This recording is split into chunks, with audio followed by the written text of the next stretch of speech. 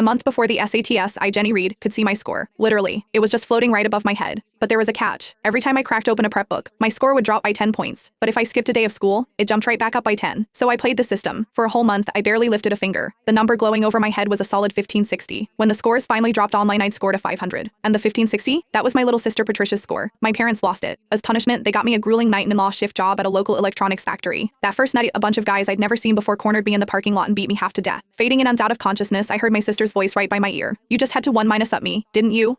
Thought you were so smart, but you never figured out I was the one controlling that number over your head." The truth hit me like a physical blow. The score had been her trick all along. I opened my eyes and I was back. 1 month before the SATs, the number above my head read exactly 1300. "Hey," my sister said, "all fake sweetness. Want to study together tonight? We can go over the practice tests." I looked at the stack of papers in my own hands. Without a word, I pulled out my lighter and set them on fire right there in the driveway. "Exams are coming," I said, watching the flames. "I'm not studying." My score ticked up to 1,310th. My sister's face was this perfect mask of disappointment. But the second I turned away, I caught the sly smile she couldn't quite hide. She had no idea the real performance, the one I'd been rehearsing just for her, was finally about to begin. After blowing off my sister, I headed to my room to crash. But she wasn't done. She cornered me again, this time trying to drive me to a teacher for extra tutoring. "It's not too late to cram," she insisted. I shook her hand off my arm. "Last-minute cramming is pointless. You go if you're so worried. I've got shows to watch. Jenny, you're naturally smart, but you still shouldn't get careless." The words were a perfect echo from my last life. She was testing me, watching my face for any sign that I still trusted the cursed number floating over my head. I met her gaze dead minus on and smiled. "Even if I never crack another book, I'll still beat you." She put on a disappointed face, but I saw the triumphant smirk she couldn't quite hide. As she walked away, radiating that smug, misplaced confidence, I almost laughed out loud. "Oh, little sister, this time, the one being careless is you," I thought happily. Back in my room, the score had already ticked up to 1,320th, but the second I unzipped my backpack, the number started to fall. By the time I'd reviewed my teacher's notes, it had plummeted to 1280. I tapped my phone, pulling up the feed from the pinhole camera I'd hidden in her room. "Why is it dropping so fast?" I knew she was lying. She said she wasn't studying, but she's obviously grinding right now.